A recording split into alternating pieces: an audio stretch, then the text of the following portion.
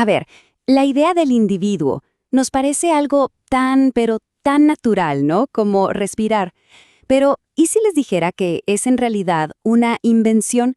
Que hubo un momento muy específico en la historia en que tuvimos que, literalmente, crear el concepto de un yo interior. Bueno, esa es la increíble historia que vamos a desentrañar juntos hoy. Y todo arranca con esta pregunta, que de verdad es una que le da forma a todo nuestro mundo moderno. A ver, ¿por qué damos por hecho que todas las personas son iguales en su valor más fundamental? Hoy nos suena obvio, ¿verdad? Pero hay que entender que para la mayor parte de la historia, esta idea habría sonado a una completa y total locura. De hecho, es que para el mundo antiguo, la base de todo era la idea opuesta, o sea, no la igualdad, sino la desigualdad natural. Y esta no era una idea más, era una creencia tan, pero tan arraigada que definía absolutamente todo en la sociedad. Entonces, para poder entender la magnitud de la revolución que estaba por venir, primero tenemos que, digamos, caminar un poco por ese mundo antiguo. Un mundo donde la jerarquía no se veía como una injusticia, para nada. Era el orden sagrado del cosmos. Miren, el estatus en el mundo antiguo no era solo algo social o de dinero, era algo existencial. Para los griegos y romanos, por ejemplo, el ciudadano tenía una naturaleza superior, una que estaba gobernada por la razón. Su posición ni siquiera necesitaba justificación. El esclavo, en cambio, era visto como alguien que simplemente carecía de esa razón. Era un esclavo por naturaleza. O sea, en esencia, se pensaba que eran dos tipos distintos de seres humanos, así de fuerte. Y esta forma de ver el mundo se sostenía sobre unos pilares filosóficos que parecían de piedra, inamovibles. La sociedad era vista como una pirámide natural. La clave para que todo funcionara era la razón, o el logos, como le decían, que era como el principio que ordenaba el universo. Pero, y aquí viene el punto clave, se creía que este logos, esta razón, no estaba repartida por igual. Solo unos pocos la tenían, y por eso podían gobernar. La gran mayoría, estaba destinada a obedecer. Cada quien tenía un lugar fijo, inmutable en este gran orden de las cosas. Pero este orden, que duró milenios y que parecía que iba a ser eterno, empezó a romperse. Un nuevo poder estaba, literalmente, redibujando el mapa, y al hacerlo, estaba cambiando la identidad de millones de personas. Estamos hablando, claro, de la expansión de Roma. Fue algo implacable. Convirtió el Mediterráneo entero en un lago romano. Y esas ciudades-estado, tan orgullosas que por siglos habían sido el centro del universo para su gente, de repente perdieron toda su autonomía. De un día para otro, el único poder que importaba, el único escenario real, era Roma. Y las consecuencias de esto fueron profundísimas.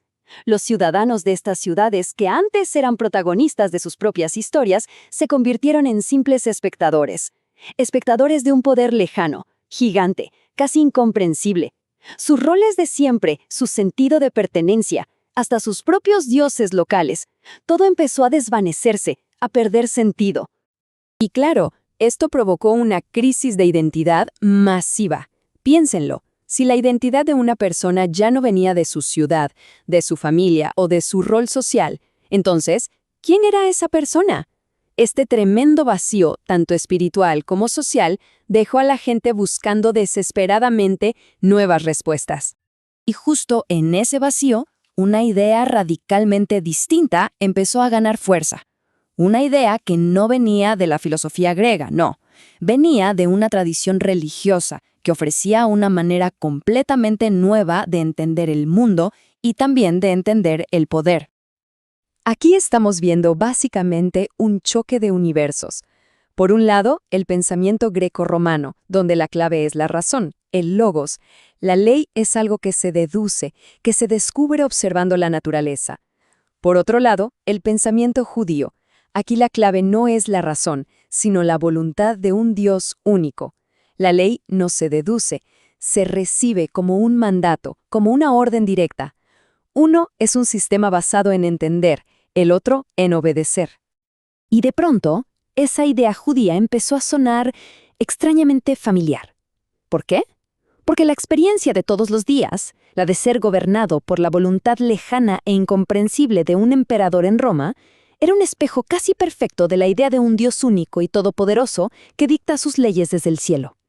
La sumisión a una voluntad externa se había vuelto la realidad cotidiana para millones de personas. Y esto fue un giro de 180 grados en la forma de pensar. A ver, en el viejo mundo, el del filósofo griego, primero había que entender para después poder actuar bien. Ahora, en este nuevo mundo, la obediencia, ya fuera al emperador o a Dios, se convirtió en el primer paso. Primero obedecer, después, quizás, entender. El mundo se había puesto literalmente de cabeza. Y es justo aquí, en esta mezcla, en este crisol de ideas griegas, romanas y judías, donde aparece una figura que va a cambiar para siempre la historia de Occidente. Un hombre que va a tomar estas corrientes que chocaban entre sí y las va a fusionar para crear algo completamente nuevo. Este hombre era Saulo de Tarso, quien después conoceríamos como el apóstol Pablo. Y él era una figura fascinante. Era un judío, pero educado a la griega, y además era ciudadano romano. O sea, estaba en una posición única. Tenía un pie en cada mundo y podía entenderlos a ambos. Y lo que hizo fue genial. Tomó el potencial universal de la filosofía griega y lo mezcló con esa idea tan potente de la voluntad divina del judaísmo. Y de esa mezcla, de esa síntesis, Pablo lanza una de las declaraciones más revolucionarias de toda la historia. La frase que voy a leer de su carta a los Gálatas es como una bomba que estalla en el corazón mismo del mundo antiguo. Dice: «Ya no hay judío ni griego, no hay esclavo ni libre, no hay varón ni mujer, porque todos ustedes son uno en Cristo Jesús». ¡Wow! O sea, con una sola frase acaba de dinamitar todas las categorías, estatus, etnia, género, que definían la vida de la gente. Lo que Pablo está metiendo en la conversación aquí es la idea de la igualdad moral. O sea, la creencia de que, muy por debajo de todas las etiquetas sociales que nos dividen, que si eres ciudadano, esclavo, hombre, mujer, hay un nivel mucho más profundo, uno fundamental, en el que todos los seres humanos somos exactamente iguales. Para un mundo que estaba construido sobre la idea de la desigualdad natural, esto era sencillamente impensable. Pero entonces, la pregunta es, ¿en qué se basa esta nueva igualdad? Y aquí está lo crucial. No se basa en la razón, como dirían los filósofos griegos, porque la razón es algo que unos tienen más y otros menos. No, esta igualdad se basa en algo que todos tienen por igual, una capacidad universal e interna, la capacidad de cada alma para recibir el amor de Dios. La identidad de una persona ya no viene de su estatus de afuera, sino de su fe de adentro. Bueno, las consecuencias de esta revolución moral fueron gigantescas. No solo cambiaron la sociedad por completo, sino que de hecho crearon un nuevo tipo de ser humano. A ver, ¿cómo pasó esto exactamente? Vamos a ver el proceso paso a paso. Primero, Pablo dice que hay un nuevo rol principal, uno que todos comparten por igual, ser hijo de Dios.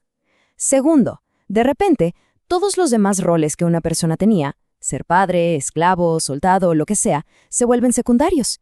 Y tercero, esto abre una especie de espacio, una brecha entre el yo interior y el papel que uno juega en la sociedad. Y es justo ahí, en ese espacio privado, donde nace lo que llamamos la conciencia. Y aquí llegamos al corazón de todo este análisis. El individuo, esa idea que hoy damos por sentada, con su vida interior, su voluntad privada, su conciencia, no es algo que siempre estuvo ahí y que un día descubrimos. No, fue una creación, fue una invención histórica y filosófica. Al final del día, esta revolución moral le dio al individuo una base, un fundamento ontológico, podríamos decir, o sea, ancló el valor de cada persona no en su lugar en la pirámide social, sino en algo que estaba mucho más allá, algo que trascendía por completo ese orden. Y ese es el legado que, hasta hoy, le da forma a nuestro mundo. Y con esto cerramos con una pregunta para que nos quedemos pensando. Todas nuestras ideas modernas de derechos humanos, de democracia, de la dignidad de cada persona, todas se sostienen sobre esta idea de la igualdad moral. La pregunta es, ¿cómo es que esta invención de hace 2000 años, nacida del colapso de un imperio y de la visión de un apóstol, sigue definiendo quiénes creemos que somos en el mundo de hoy?